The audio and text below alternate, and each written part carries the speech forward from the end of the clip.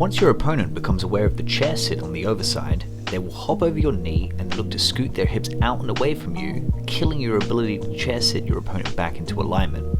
In situations like this, keep the head trap and use a stand-up method to regain the back alignment. This movement pattern really highlights the strength of the seatbelt as a control method and how you can use it to hold your opponent while you get your legs back into place.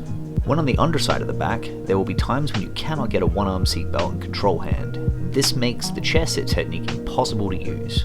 In situations like this, we can use a head tripod to drag your opponent back to the other side. The head tripod movement pattern will build your ability to post on your forehead, which gives you access to the barrel roll movement pattern. Barrel rolling and head posting are important skills to have in your toolbox, especially as they not only pop up in the back system, but also when using leg entanglements. Your goal is to perform 8 stand-ups and head tripods on each side. Okay, so level 3 of the back drill, we're going to incorporate a tripod or a head tripod.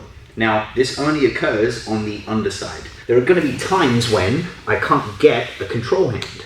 Okay, and if I can't get a control hand or I'm stuck with a seatbelt, so let's say I'm just stuck with a seatbelt, or I don't feel confident opening up my hands. Let's say I go to here, and as I go to get up, he strips the hand and we can just lose everything.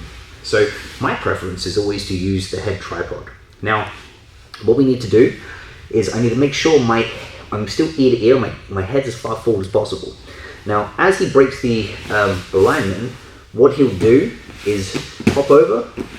Okay, now from here, what I'm going to do is bring my head to the floor. So I want to make sure I look at the floor first. My head has to hit the floor before his. Okay, if his head hits the floor first, we're going to lose everything. See, I've lost the head trap. Okay, so from here I stay ear to ear, and I'm going to bring my head in contact with the floor first. So it's my temple. So as my head hits the floor, notice how I scissor my legs here. Okay, so I scissor my legs, and what I'm going to do is I shift my leg up and forward, and I get up onto my forehead. So we want to shift the weight into the forehead nice and slowly. Don't put your weight into your head while your temple's on the floor. Look down towards the mat. So we go from temple, and we look to the mat, so my forehead's in contact with the floor. I get up, and now my forehead is taking the weight. So you see how my legs are free to move about? The only thing in contact with the floor is my forehead and my 2 feet.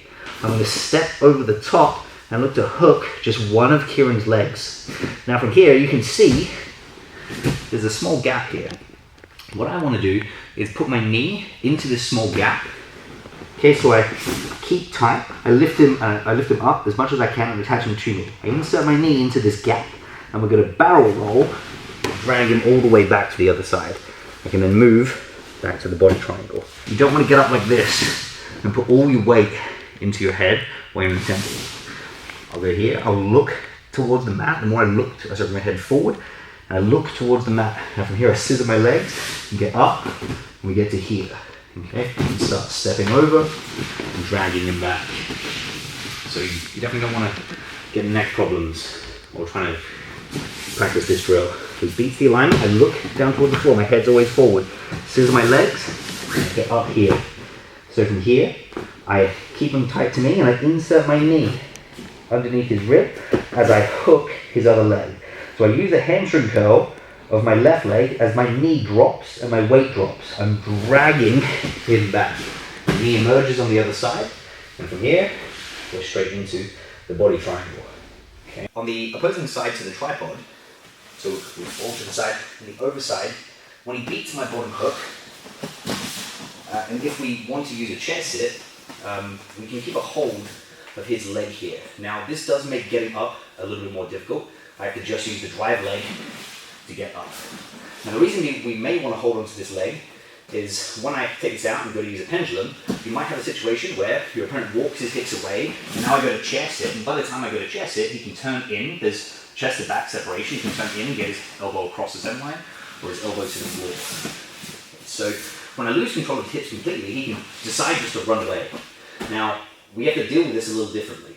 So with my upper body grips, whenever I'm trying to maintain the alignment anyway, I'll generally try and go as deep as I can and grab my own elbow and its lat here. This is the most robust grip. So as he's breaking the alignment, it's very difficult for him to beat the elbow and break the head trap. So what we're going to do is he walks his hips away and I line up with him here.